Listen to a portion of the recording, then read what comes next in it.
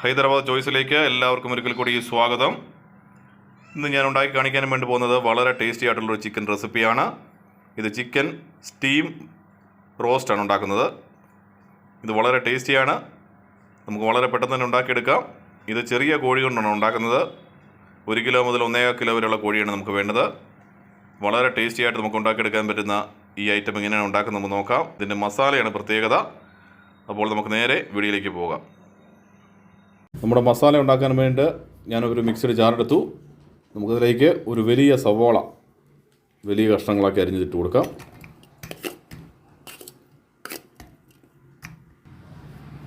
കുറച്ച് ഇഞ്ചി അരിഞ്ഞെടുത്തത്, വെളുത്തുള്ളി അതും കൂടി ഇതിലേക്ക് ചേർത്ത് കൊടുക്കാം.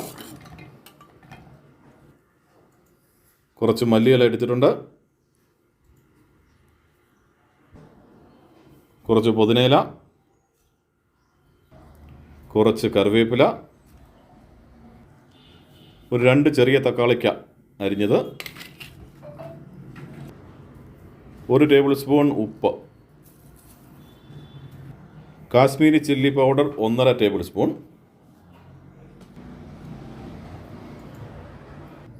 സാധാരണ എരിവുള്ള മുളക് പൊടി 1 ടേബിൾ സ്പൂൺ, മല്ലിപ്പൊടി 1 ടേബിൾ സ്പൂൺ,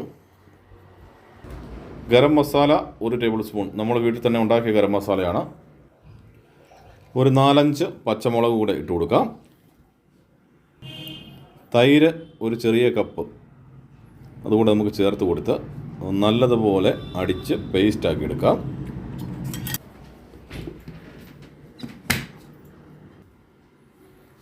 നമ്മളിപ്പോൾ നല്ലപോലെ അരച്ച് പേസ്റ്റ് ആക്കിയിട്ടുണ്ട്. ഒരു ബൗളിലേക്ക് ഇത് ഒഴിച്ചു കൊടുക്കാം.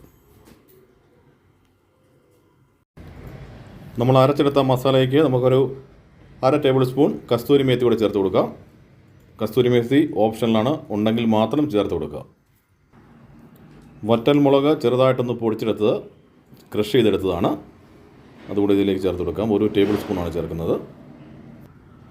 1 table spoon chicken masala, 1/2 table spoon chat masala ഇതുകൂടെ ആഡ് ചെയ്ത് നമുക്ക് നല്ലതുപോലെ മിക്സ് ചെയ്യാം.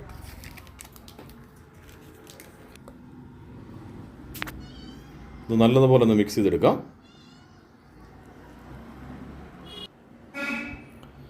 ഞാനിവിടെ ഒരു ചെറിയ ചിക്കൻ എടുത്തിട്ടുണ്ട്. ഇത് 1.5 കിലോ ഉള്ളൊരു കോഴിയാണ്.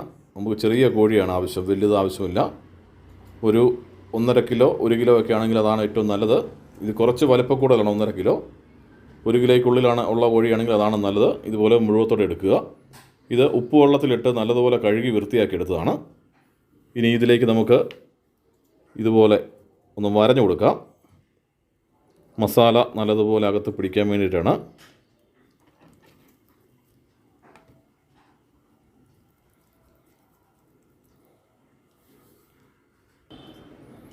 ഈ സൈഡ് ഇതുപോലെ തന്നെ നമുക്ക് നല്ലതുപോലെ വരഞ്ഞു കൊടുക്കാം.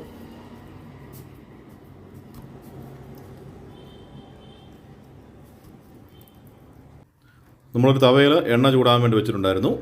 എണ്ണ ചൂടായിട്ടുണ്ട്.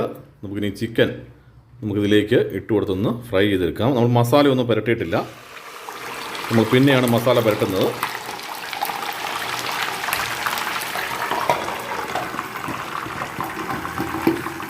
കുറച്ച് വെള്ളമുള്ളതുകൊണ്ട് പൊട്ടിത്തെറിക്കുന്നുണ്ട്, അതുകൊണ്ട് മൂടി വെച്ചതാണ്.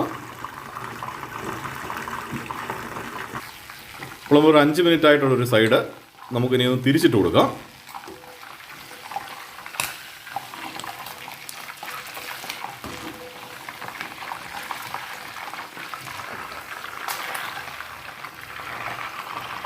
ഈ സൈഡ് ഒരു 5 മിനിറ്റ് ഒന്ന് ഫ്രൈ ആയി വരട്ടെ. നമുക്കിനി ഈ സൈഡൊന്ന് ചെരിച്ചിടാം. 2 സൈഡ് നമ്മൾ തിരിച്ചിട്ട് കൊടുത്തായിരുന്നു. ഇനി സൈഡും കൂടെ ഒന്ന് ആകട്ടെ.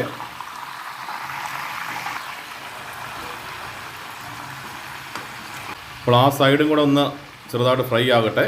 അത് കഴിയുമ്പോൾ നമുക്ക് ഈ സൈഡും കൂടെ ഒന്ന് തിരിച്ചിടാം. അപ്പോൾ ഈ സൈഡ് കുറച്ച് ഒരു വെള്ള കളറാണ്, ഇവിടെ ഫ്രൈ ആയിട്ടില്ല. നമുക്ക് കുറച്ച് കഴിയുമ്പം ഈ സൈഡ് കൂടെ തിരിച്ചിട്ട് കൊടുക്കാം. നമുക്ക് ഈ സൈഡൊന്ന് തിരിച്ചിട്ട് കൊടുക്കാം.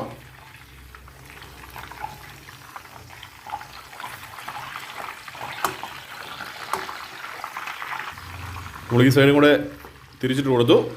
അവിടെ കൊണ്ട് ഫ്രൈ ആയി കഴിഞ്ഞാൽ പിന്നെ നമുക്ക് ഗ്യാസ് ഓഫ് ചെയ്യുക. ഒരുപാട് ഫ്രൈ ചെയ്യുന്നില്ല, ചെറിയ രീതിയിലൊന്ന് ഫ്രൈ ആക്കി എടുക്കുന്നതേ ഉള്ളൂ. ഇപ്പോൾ മൊത്തം ഒരു 10 മിനിറ്റ് ആയിട്ടുണ്ട്. നമ്മൾ 4 സൈഡിലേക്ക് തിരിച്ചിട്ടു. 4 സൈഡും ചെറുതായിട്ട് ഫ്രൈ ആയി. ഒരു 10 മിനിറ്റ് കൊണ്ട് വെന്തു. നമുക്കിനിയും ഏതോ ഒരു പാത്രത്തിലേക്ക് മാറ്റാം. ഗ്യാസ് ഓഫ് ചെയ്യാം. നമുക്കൊരു പാത്രത്തിലേക്ക് എടുത്ത് മാറ്റാം.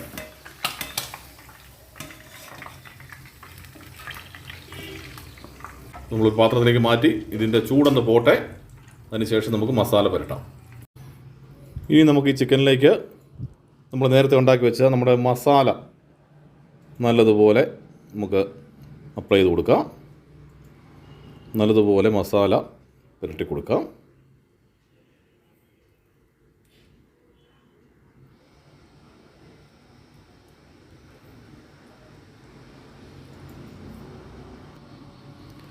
നമ്മൾ ചിക്കനിലേക്ക് നല്ലതുപോലെ മസാല പുരട്ടി കൊടുത്തു. ഇതിങ്ങനെ ഒരു 3 മണിക്കൂർ ഇരിക്കട്ടെ. 3 മണിക്കൂർ ശേഷം നമുക്കിനിയും അടുത്ത എങ്ങനെയാണ് പരിപാടികൾ ചെയ്യുന്നത് നോക്കാം. നമ്മളൊരു അപ്പച്ചമ്പ് വെച്ച് കൊടുത്തിട്ടുണ്ട്. അപ്പച്ചമ്പിൻ്റെ മുകളിലേക്ക് നമ്മൾ ബട്ടർ പേപ്പർ വെച്ച് കൊടുത്തു. തട്ടിന് മുകളിലേക്ക് വെള്ളം ഒഴിച്ച് കൊടുത്തു. വെള്ളം ചൂടാകാൻ തുടങ്ങി. ഇതിൻ്റെ മുകളിലേക്ക് നമ്മൾ നേരത്തെ മസാല പുരട്ടി വെച്ച് നമ്മുടെ ചിക്കൻ വെച്ച് കൊടുക്കാം. അപ്പോൾ ചിക്കൻ നമ്മൾ മസാല പുരട്ടി വെച്ചിട്ട് ഏകദേശം 3 മണിക്കൂർ കഴിഞ്ഞു. നല്ലപോലെ മസാല പിടിച്ചിട്ടുണ്ട്. നമുക്കിനി ഇത് ഇങ്ങോട്ടേക്ക് വെച്ച് കൊടുക്കാം. നമുക്ക് ഈ ബട്ടർ പേപ്പറിലേക്ക് കുറച്ച് മസാല ഇട്ട് കൊടുക്കാം.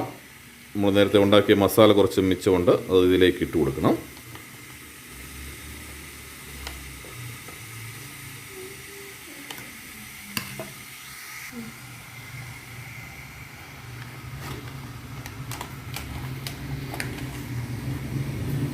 ചിക്കൻ നമ്മൾ ബട്ടർ പേപ്പറിലേക്ക് വെച്ച് കൊടുത്തു. ഇനി ബാക്കിയുള്ള മസാല കൂടി നമുക്ക് ഇതിലേക്ക് ഇങ്ങനെ അപ്ലൈ ചെയ്ത് കൊടുക്കാം. മസാല നമ്മൾ ഒട്ടും വേസ്റ്റ് ചെയ്യേണ്ട. അതുപോലെ ഇതിന് മുകളിലേക്ക് നമുക്കൊരു ബട്ടർ പേപ്പർ വെച്ച് കൊടുക്കാം.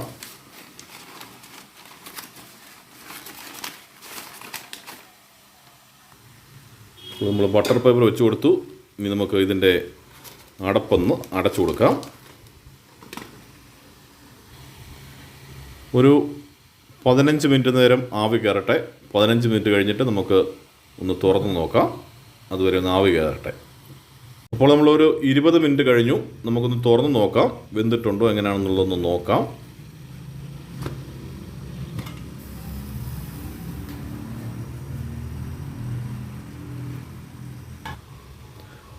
നമുക്കൊരു ഫോർക്ക് കൊണ്ടൊന്ന് കുത്തി നോക്കാം.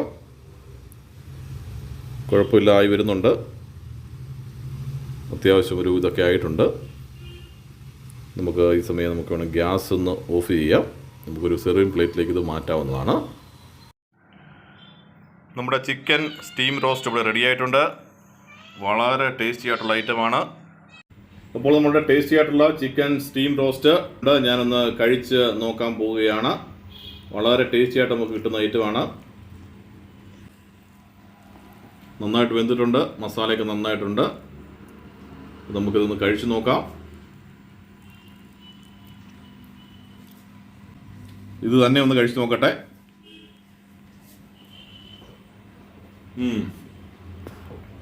നമ്മൾ നേരത്തെ ഫ്രൈ ചെയ്തുകൊണ്ട് ഒരുപാട് വെന്ത് പോയിട്ടില്ല. നല്ല ടേസ്റ്റി ആയിട്ട് കിട്ടിയിട്ടുണ്ട്. സൂപ്പറായിട്ടുണ്ട്. അപ്പോൾ എല്ലാവരും ഇതുപോലെ ട്രൈ ചെയ്ത് നോക്കണം. ഞാനിവിടെ ഒരു പൊറോട്ട എടുത്തിട്ടുണ്ട്. അതിൻ്റെ കൂട്ടത്തിൽ നമുക്കൊന്ന് കഴിച്ചു നോക്കാം.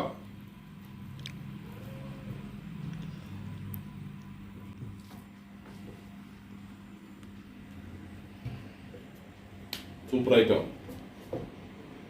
എല്ലാവരും ഉണ്ടാക്കി നോക്കണം. ഞാനിതൊന്ന് കഴിക്കട്ടെ.